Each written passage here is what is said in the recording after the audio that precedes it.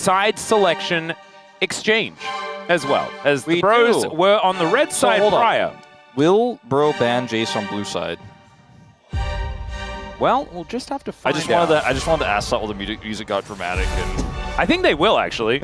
I think they probably should.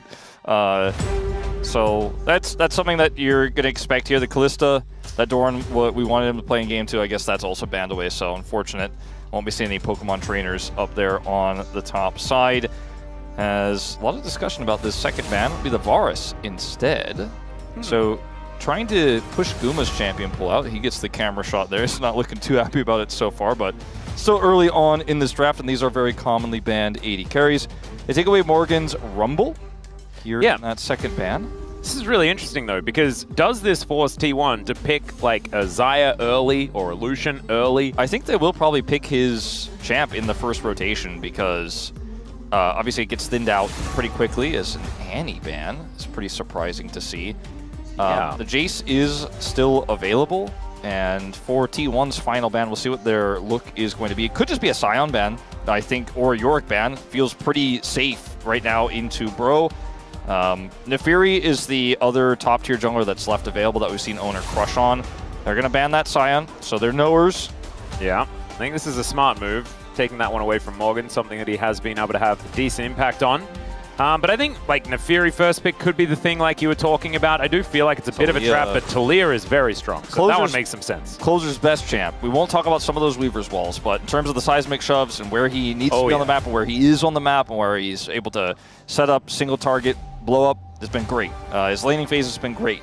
Also, it denies Faker's Azir, puts him most likely on the Ahri, which is still a very scary pick. They can play Ahri and Nefiri here if they would like to.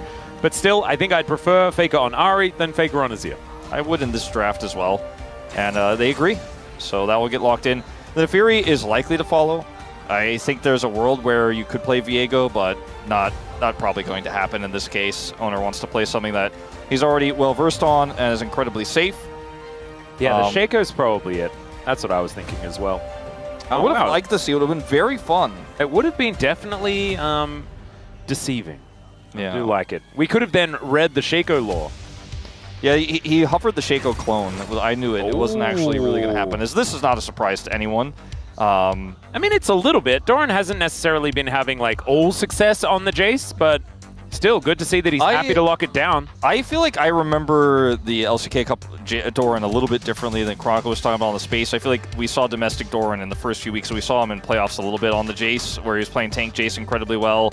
Like when T1 was all on the same page, did enjoy a lot of that. He knew he was going to be playing against Yorick, which is why I think that the Jace lock-in makes sense here. And let's see if they want to deny the Nefiri pick, because that is something that Bro can now do, and that would be the trade-off of grabbing Jace right here, right now. I think Nocturne could also work if they want to play for side lanes more. I wouldn't mind it. Then you've got like double pseudo-globals. I agree with that. It's a really smart call. I think that Oner just wants to get a little bit more information before he's willing to lock the Nefiri in. A little bit more team fighting with the Wukong. Works well with Yorick too, in those occasions where Yorick shows up to the fight. And also, you get the Cyclone down, then you put a Ghoulie wall around them. Yeah, and then you put a little seismic shove on top of it. Oh, sounds pretty scary to me. A lot of rocks getting unraveled. Oh, man. I still think that Nefiri makes sense here. You could take Poppy as well. Yeah, Poppy feels very good. Yeah, I guess like Poppy into Wukong's definitely good, but Talia and Yorick don't really care, so... It's just Nefiri Ahri is so powerful, and you have a lot of dive potential. You have a lot of backline access with this draft, and you can soften targets up with the Jace and then follow up on them so incredibly well. We've seen Faker have obviously a second pentakill of his career and one of his best Ahri performances very recently on the same pick. I mean, T1 are one win away here from a 5-series winning streak after having a rough start to the season. And it was all 2-0s as well, wasn't it? Yeah. Kind of absurd. Now, you mentioned this, like we talked about maybe Guma was going to get his pick in the first rotation. We kind of went past that and didn't actually talk about it anymore. Now, the Lucian is going to get taken away again here. The Jhin is gone.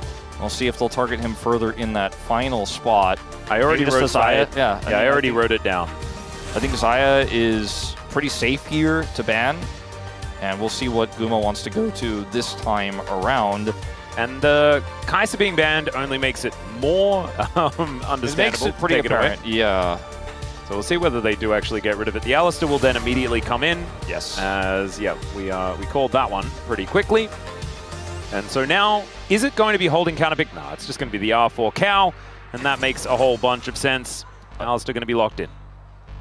You know, this is not one of those situations where we've seen, like, in the past, you know, Guma plays the Neela or something like that. Like, whoa! You know, we forgot he had that one, but I don't think this is that kind of draft. I think he might just end up playing a scaling AD carry here.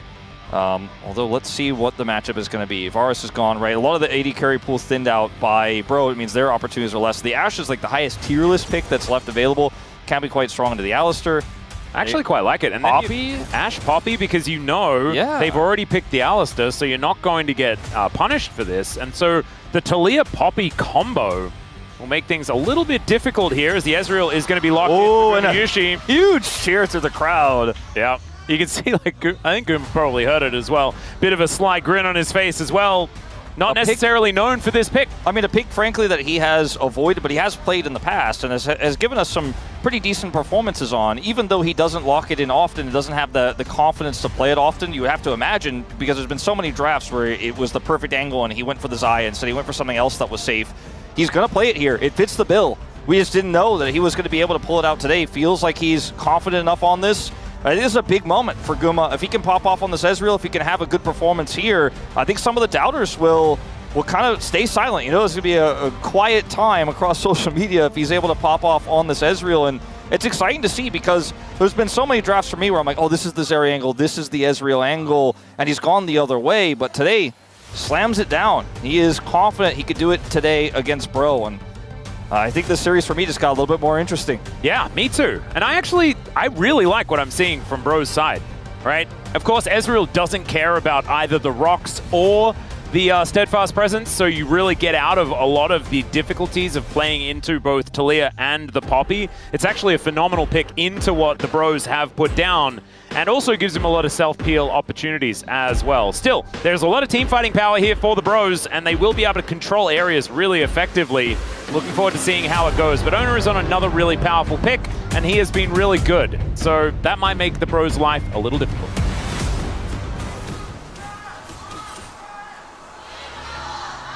소환사의 협곡에 오신 것을 환영합니다. All right, here we are, ladies and gentlemen. And that is, like, that's the true Akami skin. It's a little bit corrupted, but I think it's about the closest that you can get. Thank you, Oner, for that one. As the Bros moving in for a little bit of an engage to start us off. I just want to go and zoom in on Oner and have a look at this this Nefiri skin. I do like the hot dogs, but I'm such a Akami fan that I just prefer that skin. Yeah, I agree. I've given my whole case. Yeah, you've had a spiel on that one. That's one that we definitely share. And if I take the nameplates off, I kind of like Bro's draft. And I think that the Yorick pick is the one that stands out to me as this one could backfire. It does weaken your team fighting, but it's extra side lane pressure against a T1 composition that I think both scales decently because it has the Ezreal and the Jace poke damage for neutrals, but also kind of needs to be in control of the game, or Guma has to really pop off. Like, if you fall behind in this draft, Doran and Guma have to land a ton of poke. Thank you so much, G-Sun and Yundo, for that one, because we get to see it, and you can see it's not like pure white, you know, like Amaterasu is, but still pretty close. As far as the chromas are concerned, it's the closest. Yeah, kind of looks like Garurumon as well. We've got to get the Digimon in there. Yeah. Let's see how this lane goes, because Ashe versus Alistar, feeling pretty good. Poppy also can be quite strong in the early laning phase, but Keria going to look to be aggressive. That's another headbutt out, as Hype spending most of this lane just running back. But you can see, not exactly getting a whole lot of power until level 2, level 3. And that is exactly where T1 make it to. As level 2 first. Actually going to zone Bro away from... No, not the next one as well, but they almost missed out on experience of one of those melees. In fact, they did. Actually pretty cool, though, to see that headbutt from Keria affecting the level 2, getting them that angle, pushing Hype away. It's actually pretty clean. And guarantees on level 2, and now they can start looking to put the pressure on further with the Ezreal. Rock shot, spots out Oner, gives them the good old thumbs up. You like to see that. Important information to have. Those are once again aggressive laning, working in his favor, but Dead even in CS. Yeah, nothing really to worry about here as the Jace is on a 5-game losing streak. Kind of crazy. Especially with King and Zeus on that list. Yeah. Yes, especially from the last series. A bit of a Have struggle. best performance, exactly. Yeah. Keeping an eye on this bottom lane as level 3 is hit here for Keria. Good steadfast presence though. Will interrupt the combo. That's just otherwise though, Alistar is a pick that we've talked about for years as it kind of auto loses lane, but it has just been so stable. I think both some of the buffs to the picks that we're seeing with it, like Ezreal, have made it a little bit easier to play out, but I think teams have really figured out how to stave off the pressure better with the Alistar, and we're just seeing it win lane so much. And it's Keria, so... Yeah, and it's also against a Poppy, right? So you're also not going to be in a position where you do a whole lot of winning if you are on the Poppy. You have to use the terrain. It's quite challenging when the other team knows that you have that limitation. So, good measured play from Keria. Well, this is a bit cute. Okay, never mind. He's just going back. So, Doran not going to get punished or anything like that for his positioning, but Oner is going to double scuttle. And there's not a whole lot the pros can do about it. Teleport back in from Doran. And so a lot of the lead is going to be this jungle, as Oner will be able to just clear out a whole bunch more. Also able to go back, grab his wolves before he goes back home. We'll see what he can actually put together there as Croco with a rock and a sword. Both junglers pinging where their jungle opponent will likely be to their team. It's pretty cool to see. They're both exactly correct. Oner pings the Krugs where Croco is heading. Croco pings the Gromp where Oner is heading. So both teams very aware of where the junglers are despite not having vision. Just love to see like little things like that from pro gamers where they're able to track the pathing incredibly well. I think Hype as well, being able to spot which camps are up and which aren't on the minimap, on the map as well, as Polo looking to come in and deny Faker here. He doesn't actually have level 6 as the Ignite is ticking down, threaded volley needing to be flashed. And so Faker not going to die, but is going to be in a little bit of trouble. No teleport available either as a seismic shove just barely misses. And Faker, such good reaction on that flash. Ends up getting punished for his positioning there, but does not die. He's just so quick. No matter how long this guy has played, he is not going to lose. So those core mechanics. Yeah, but still down a flash now. Doesn't feel great. Successful gank there from Palu. And Keria in position, not able to find a follow-up onto Closer. There's a lot of vision for T1 in the river and near the Raptors. Like, they had so many wards there, so I guess that Palu was able to avoid that on his way over as Doran almost gets ghoulied. Yeah. Jace is very good at dealing with the ghoulie wall. You can just accelerate your shock blast, and you only need like a few shots and it goes down. Sorry, you press your acceleration gate button in, the W. Yes. Yeah. Not acceleration gate, because that's the other. That's the other one. Yeah, that's Z. Just AoE it down. Oner cannot necessarily win this 2v2 here. He's actually just going to go untargetable and run away. That was a peculiar move there, but Doran does stave off the pressure. No dragon attempt here by T1 as Bro just... Ooh, nice shove. For some pressure more. Faker's flash still down. He used his charm. Charm doesn't actually hit onto anything at all, but Oner is moving in here. Threaded volley doing a fair bit of work as Croco just trying to bide his time as now Faker getting on in there, and Croco is in so much trouble. He flashes, he finds the Q! And the monkey will live! The doggos don't find the daggers either, and Closer is now looking to finish off Oner if he can. Keria comes in, and that is going to be the cow saying no to all these shenanigans. Wow. A lot of animals in the mid lane, but a big win for the bros. Flash Q from Croco, and Doran's in trouble now. Wait, the flash forward, the ghoulies, the maiden! Are they going to be able to get the kill? That little ghoul! It's not going to be enough, okay. Whoa. Okay, the Lord and Savior of the bros. Not quite able to get a solo kill, but that is definitely a better look for Morgan. Yeah, but it is a Jace out of the lane, and he's going to be able to pick up at least a plate here. Doran is going to miss a ton of experience and gold here on this wave as well. Morgan very happy with the exchange. He knows Doran doesn't have teleport. Would have been happier, of course, if that ended up being a kill. He's picking up a pretty significant lead, and it's really only Guma's Ezreal that has a gold lead right now here for T1 anywhere. As well, once again, solid early is Faker. Where are you at? Oh dear. Rocks are down. Yeah, the rocks go down, and Faker not going to be able to do too much about getting out of the way of this one. It's good charm onto Closer, but I don't think it's going to save him, and it in fact does not. There is yet another kill. Faker 0-2 right now, as we're going to have a look at this mid tango once again. Yeah, this is really close fight here as Oner comes over. Faker kites back, right? And then Oner puts a lot of damage onto Croco as Faker is trying to look for the follow-up here. But Closer hits him with that extra Q, and then Croco flashes to take him out. That flash was really critical. And they know Faker, of course, didn't have his from the previous gank.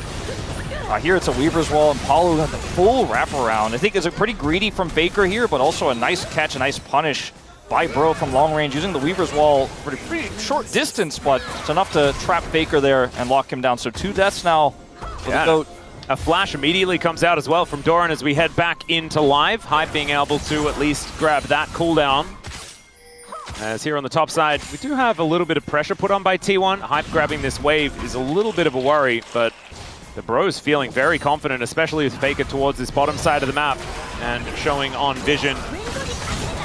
And it is going to be grub number 1 going on over to the Bros. Yeah, they got it without Smite, so they still have a Smite for a second one here, so looking very good for a 2 for 3. Yep, Hype moves on in. And the True Shot Barrage getting a fair bit of value. In fact, over all 3 of them is massive, but it is a 2 for 1 trade as far as the grubs are concerned. Doran getting prior there on the top side really warped how that was going to go. Nice avoid here from Keria as well. They took the pressure in the top side, turned into a grub swing there, and the True Shot Barrage was massive. Doran had faster rotation. Hype could not get involved in the thick of things there outside of his ultimate. And so T1 ended up getting a grub there, pushed them away. Doran actually maintained gold parity for a moment with that extra pressure he had in the top side there. Now finds himself behind again as Yorick is by himself, unanswered in the side. Looks like Morgan's going to pick up another plate, but a lot of work done by Doran in that kind of quiet part of the game, but still going to be Morgan in the lead. Oh, and there is a fair bit of damage on towards Faker. Of course, Orbit Deception does a decent job against the ghouls, but Morgan very, very happy on his Yorick. Maybe, like, the Yorick is now the new Renekton. It's like Morgan. Maybe that's, like, the thing. It's just transition.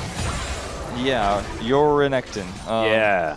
I think that champion mastery is something that we, in the LCK, don't always talk about. We talk about what they can't play, but not what they're really good at, and especially when things are a little bit off meta and a little bit niche in terms of what their role is. But Morgan has such mastery and such comfort on the pick that even though we scholastically don't like it, he keeps finding success with it. And I think he might be, like I said before, the best Yorick in the LCK. And once again, showcasing why they draft it for him so often. Something that is a pain point for us casting some of these drafts, but has been a success point for some of Bro's biggest wins. Yeah, it's working out. And Morgan has been a guy that's just found success on something that's like very specifically him. Like even in, what was it, 2021, where they did make that amazing run to Worlds. Like the Camille that he was playing at the time, it wasn't the conventional way that you would play it, right? Like he'd often just figure out a different way to make a champion. Well, he was like first picking it and stuff like that back then. Yeah, he just didn't care. He was just like, no, I'm good at this champion now. It doesn't matter. Yeah. And we were like, and also, like, I'll lose lane, but it's okay. We'll win. Like we can make team fights work no matter what. Yeah, he just, I don't know. It's the kind of player that he often is. And I mean, he's winning right now against Doran in terms of the extra pressure he got in the bottom lane. He's still up 300 gold, almost killed Doran solo. He's going to grab another plate here. And until it stops working, I'll sing his praises in this one. Ghoulie Wall. It always just makes me a little bit more excited than I have any right to be. But it is still a very fun ability when it does land. Is that turret not quite able to give away another plate? And this is on Bro Vision. Yeah, Oner calls back the doggos, and it should be Oner taking this one down pretty comfortably. And I think they're going to kill Doran. Yeah, I think they're going to kill Doran in exchange. But Doran, potentially aware of this, see what he decides to do. They're going to get a plate at worst case scenario, but I think they're going to get a Jace too. As here comes the Wukong. Yes, I think Doran getting the idea that he's going to have to try and clear out the wave. The Ghoulie Wall comes down, the arrow sails on through, so does the True Shot Barrage, that's pretty cute. Faker's teleport, just that little bit too late, not going to be able to save the Jace. And Keria even able to get up here as T1. They also get the dragon, right? It's not exactly end of the world. Because Faker teleported though, Closer's going to get more plate gold here on the bottom side, so... Look at those plates that they've just prepared earlier here. It's like a cooking show here, the Bros. Just pulled it out. Yeah, pulled it out of the oven. It's like, no, we had these ones prepared. We just made the batter earlier on, but here's how it's supposed to look. All golden brown and delicious. Yeah, because, I mean, you could see, actually, if you look at the minimap, where you were looking at the minimap, you could see that Closer actually channeled it back, and then when they see the teleport, he's like, no, I'm not backing, and then he gets a plate and then backs. and now he can come up here and catch this top wave. Morgan has teleport, so this small teleport advantage and this small push and pull, the tug of war that Bro is winning, is starting to add up in the gold. You know, it's only 1,500 about the lead that they have right now, but it's, again, significant. A lot of that's on a York, so, you know, your results may vary, but well, I mean, they're making it work. He's getting pressure on the map, and they're utilizing it. It well. is also very important for a split push side lane champion to be ahead. Otherwise, you definitely do nothing. You know. So investing into the arc is something that they will have to do. Hype misses that CS, but it was hiding behind the turret, so it gets a bit confusing there. Still, the Bros playing slow, and I think that's totally fine. Yeah. About 1.3k going to be the lead here. Looking to try and lock down some feats of strength. Need a couple more objectives if they want to make that one happen. As next dragon going to be an Ocean. Let's see what the soul is going to be moving later into this game. Faker, looking for that first item still, is significantly behind. Closer has been trying to patch up some of the top side. Is now getting pushed in by a York. Yep. And, you know, in terms of objectives, there's nothing yet. The Herald is up in 1 minute. See, Oner will reset and will be able to return before then, but Faker still doesn't have his teleport. So Morgan is kind of playing around this. He's like, are they going to gank me? Because he can either hard pressure the turret and give up the Herald, or try to keep Faker interested. Obviously, knowing that he can teleport at any time is pretty massive. You know, not that he wants to fight, but the fact that he has teleport means he can utilize it for extra pressure. That topside turret's still alive. He can commit. There is the arrow. Yeah, arrow not going to connect this time around, as now Doran trying to get away from these rocks. The threaded volley really starting to hurt from Closer. And Doran realizing that he is not safe towards that topside flash or no flash. Still not something that he wants to do, as now Oner going to be forced out of here. Nice little front flip. Jace, TP to the bottom lane. Okay, Gumayusi doing a lot of damage here to Kroko. That's pretty massive right before this objective, but Doran went to the bottom lane here to try to deal with this Yorick. Lost half his health bar, and this turret is still looking like it might fall. Oh my god. No demolish proc. He got the wave, so he's going to keep the turret alive. But T1 in this awkward spot now where Faker didn't have TP and now has to rush over. They don't have their Jace. And the Jace is going to have to back. And the fact that this Herald is up, they're using it, Bro are using it very well to actually continue to pressure T1 on both sides of the map. Yeah, and Morgan will be able to, like, because there's no one here yet, Morgan just needs like 2 Qs and this is dead. Oh yeah, 100%. Like, he's gonna get this demolish proc he didn't get a second ago and it's just gone. Yep. That doesn't cancel teleports anymore, so he may be dead. Well, he's just gonna teleport himself because he knows, oh, the charm has to land, but it does not get it there in time. And so Faker trades his teleport for this, but they still lose the turret. Oh god. And he gets out with his life. York mastery. This is just lordly. No, the performance, and dare I say it, is it a good Bro macro game? Well, it is so far, but remember what I said about 15 minutes, Wolf. It is now 15 minutes and 50 seconds, and now is about the time where things fall off the rails. So they're going to need to keep it up, but so far, yes, it definitely is a good Bro macro game. At Grok, is it true? Or Bro winning the macro against T1, defending world champions? I have a feeling I know what we're going to learn about, and it has nothing to do with League of Legends. Let's just say that. Okay, Morgan back up here towards the top side, level 11. The Maiden well and truly powered up now. And he's even got his steel caps, couple of red rocks, just feeling fantastic. Rift Herald going to be considered by both teams. So we'll see who's going to be able to get the priority around Shelly. Right now it's looking like Bro are in a good spot. I mean, Closer does not have teleport, so the edge they had for sure, the Shelly was there. It's not there anymore, but it's okay if they can maybe get a top turret for this and Closer keeps pushing. But also, Faker has to come on over and catch this wave as it crashes in the bottom lane. Yeah, and so with Weaver's Wall, of course, the Talia can kind of be anywhere. Gumayusi also possibly in trouble as the Arcane Shift going to be employed to get out of the way of the Seismic Shove. I think in part, like, T1 were very slow to try to punish as Doran's caught. There it is. Ghoulie Wall goes down, and Doran going to flash out of the way. The Maiden still getting upset. You can see Morgan with the most gold in the game. I think there was a real window for T1 to try to do something a little bit more aggressive while Closer was showing there on the bottom lane and try to make something happen for this Herald, but they instead kind of slow-played it. Faker was a very long rotation down to the bottom lane, and now Morgan's going to get this turret for free. He doesn't need the Herald for this one, and I don't know if Faker will be able to say the same about this bottom turret. He has Oner with him, but others are coming down. Closer has Weaver's Wall, and he's going to get a lot of this turret. I'm not sure he's going to get the whole thing. And I think he won't. No, he's going to have to run away from Closer here, and even going to get thrown back. Nice charm was already in the air as Closer running pretty quickly. Hype has arrow. Phase Rush does proc, and it does work against Faker, actually, as Oner here in position. And wisely, Closer is going to move back. Polu not going to be as wise, and so instead going to need to use that heroic charge. Seismic Shove goes wide because of it, as there's the keeper's verdict. The verdict is no pets allowed. And we'll just evict the dog. Yeah, I mean, I guess trying to lock an Ahri down would be pretty hard for Hype. He doesn't commit his arrow, but definitely had his finger hovered on that mini-map, I think, at that moment in time while his skirmish was breaking out. Paulo losing his ultimate, but doesn't lose his flash, and there's no objective up anytime soon here as T1 were able to secure that second dragon of the game here, so I don't think it's going to matter too much that there's no keeper's verdict here for Palu, but it's a turret lead here for Bro. They have a Rift Herald they can drop in the mid lane. Not a great timing or anything like that to try to secure Dragon Prio, but that's going to be standing gold, or at least a significant charge in the mid lane for them when they want it. And see if they can keep this control, because like you said, it's the team fights and it's the later game. It's the post 15 minutes where Bro do fall apart oftentimes, but they have so much control now. As long as they just keep putting the pressure on just like they have these last 8 minutes, it's hard to imagine that they're simply going to give up the control of this game. Like, they just keep putting the pressure on. Look at Keria. Yeah, great Seismic Shove, going to connect onto the cow.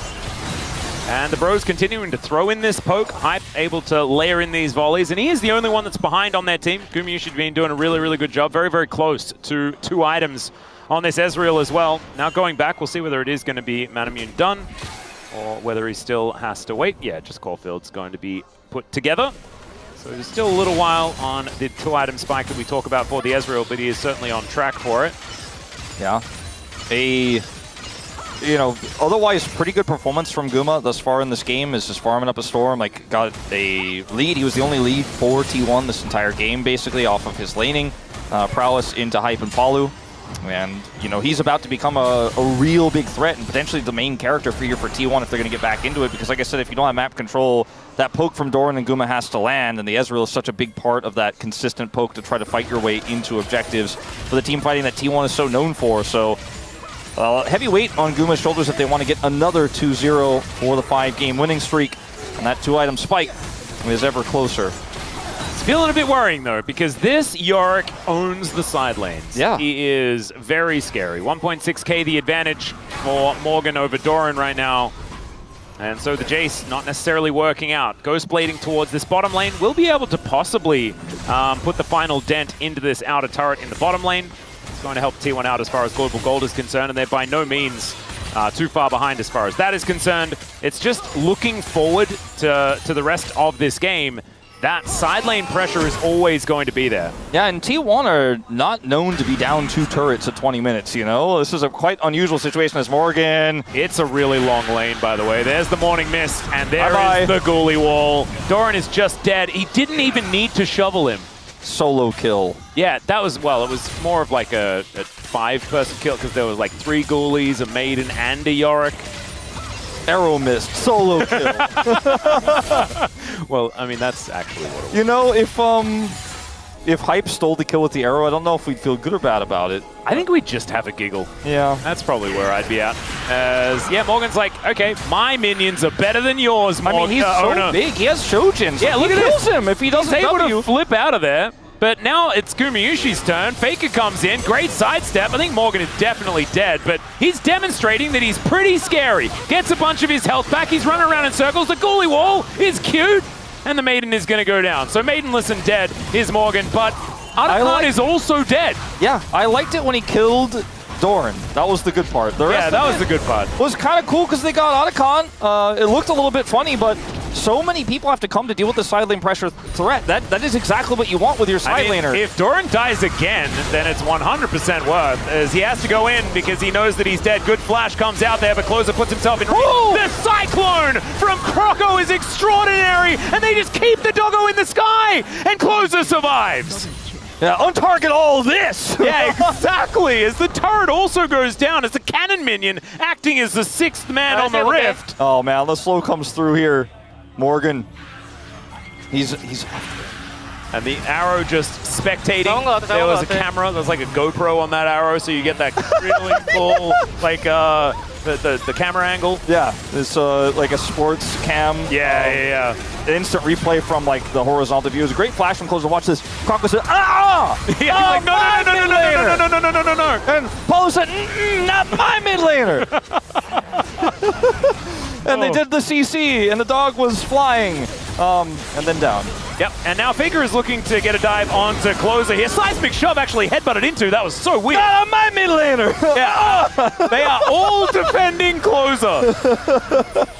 Saving private Closer. That's kind of the way here for the bros, I guess. And so many T1 members top side, and guess who's in the bottom side? Split pushing and looking for an inner turret with Demolish procs at the ready. It's my man Morgan. Yep, and now Doran is fighting Croco. I think my money's on Croco if it's a fair 1v1.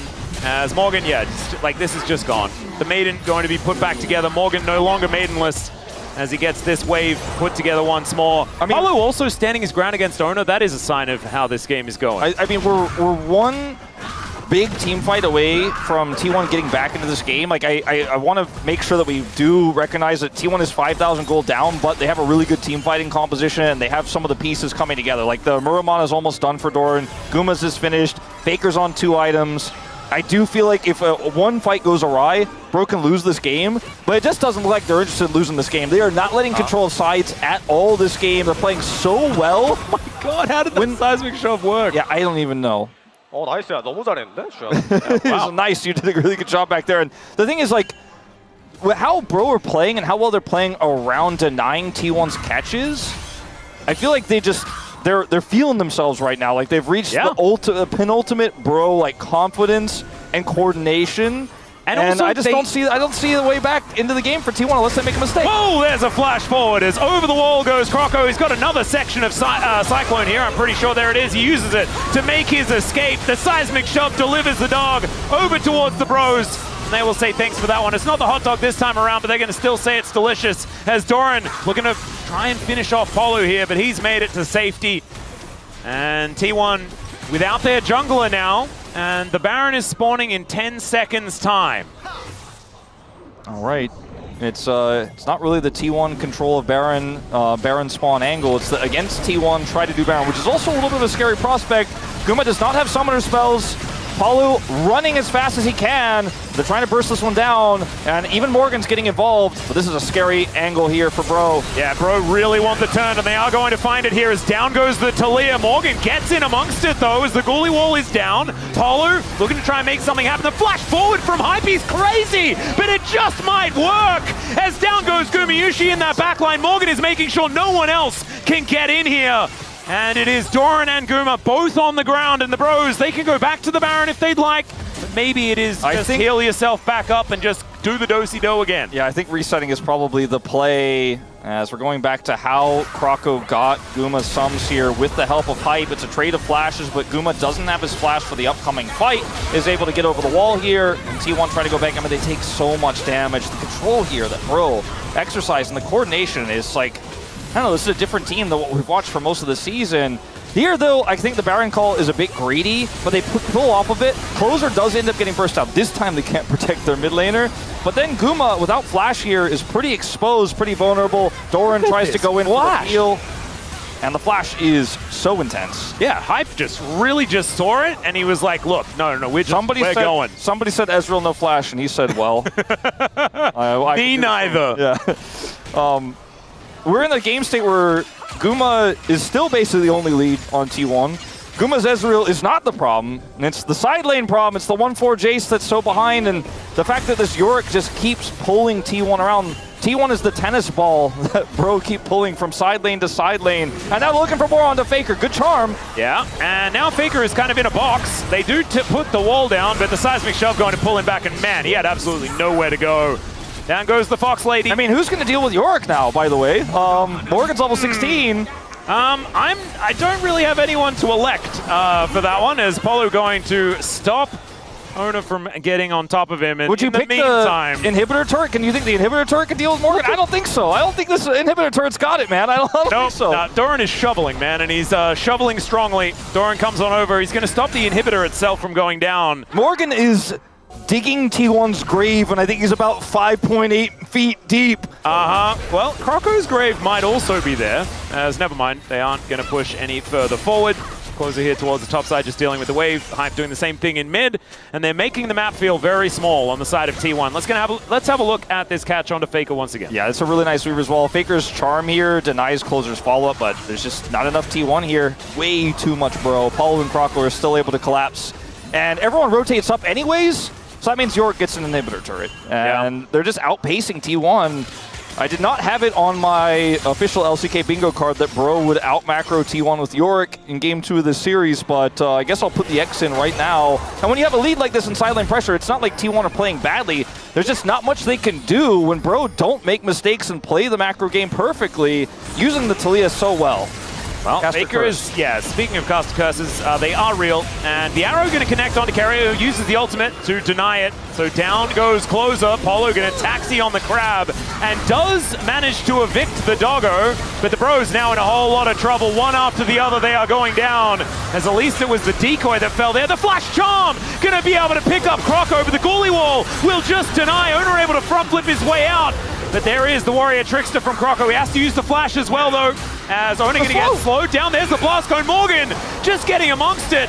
And he puts a Ghoulie Wall down. That's going to make sure that even the Maiden survives. I mean, there's a potential Baron angle here if they're confident enough to do so. Yeah, Croco is still up, but you're right. With 3 versus 5, I don't think Bro can fight for it. I just don't think Croco can reasonably get there. I think they have enough damage here at this point. Shojin is done for Guma to burst this one out. We're going to see the teleport coming through, but it is a Yorick. Keria is holding the line here on the edge. Hype can't get through, and T1, off of the skirmish, will take the Baron. Yep, teleport going to come in from Closer. We'll see how many Barons they can actually take off the map, off the back end of this one. I think Doran is definitely dead, as they're just trying to work out whether they can get anyone else. So here's the consolation Jace, and T1 absolutely happy. I wonder if Bro could just push this naked inhibitor in the bottom lane and try to take that out before T1 can get reset here. Send somebody down there. Faker teleports to the turret. Arrow? Yeah, going to get the ulti out of Faker. Should mean that this inner turret is going to fall down. So against the flow of play, Bro going to be able to at least get this one back. The Rebel Baron power play getting closer and closer to the negatives. As there's 2 Cloud Drakes, by the way, already picked up in a row here for the Bros. And they're looking for Soul Point. This is just Morgan now pushing the top inner turret, while the rest of the group of Bros are threatening a potential take of that inhibitor, forcing T1 to rotate over.